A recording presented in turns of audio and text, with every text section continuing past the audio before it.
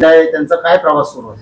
आपल्याला सर्वांना माहिती आहे, थोरवे हे वारंवार राष्ट्रवादीच्या प्रमुख कार्यकर्त्यांच्यावर टीका करत होते आजपर्यंत करतायत आणि त्याच पद्धतीने त्यांची आता मला वाटतंय टीका करायची उंची जास्तच घसरत चालले. त्यांनी आता आज तर आदरणीय महाराष्ट्र राज्याचे लाडके मुख्यमंत्री यांच्यावर नाराजी व्यक्त केलेली आहे.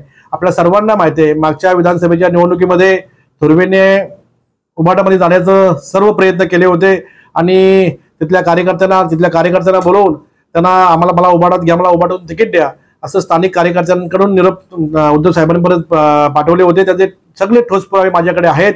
आपल्या सर्वांना माहिती आहे का थोरवेची जी आता ही भारतीय जनता पार्टीवर करणारी होणारी टीका असेल, राष्ट्रवादीवर होणारी टीका असेल, यांची जी आपण जर पावलं बघितली तर यांची पावलं आता उभाटाकडे वळत आहेत हे आपल्याला सर्वांना माहिती आहे. आणि मी आपल्याला खात्रीने सांगेल का थोरवेंच्यावर खऱ्या अर्थाने शिंदे साहेबांनी लक्ष ठेवणं गरजेचं आहे.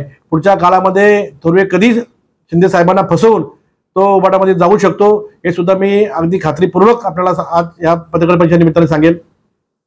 काय असे कोणते असे मुद्दे आहेत की त्यांची पावलं उभाटाकडे चालले? मागच्या विधानसभेच्या 2024च्या निवडणुकीमध्ये थोरवेने अनेक वेळा इथले स्थानिक जे नेते असतील उभाटाचे त्यांना बोलावून आपल्याला उभाटामधून तिकीट द्या असं त्यांनी वारंवार सांगितलं होतं. मला वाटतं जिल्हा स्तराचे जे नेते आहेत त्यांना सुद्धा भेटून त्यांनी सांगितलं होतं. त्यांनी सर्व प्रयत्न उभाटामध्ये जाण्याचे केले होते. आजही ते कार्यकर्ते आपल्या समोर येऊन 100% सांगतील, जेव्हा आवश्यक वाटेल तेव्हा सुद्धा मी त्यांना समोर उभे करील हे सुद्धा आपल्याला खात्रीपूर्वक आहे.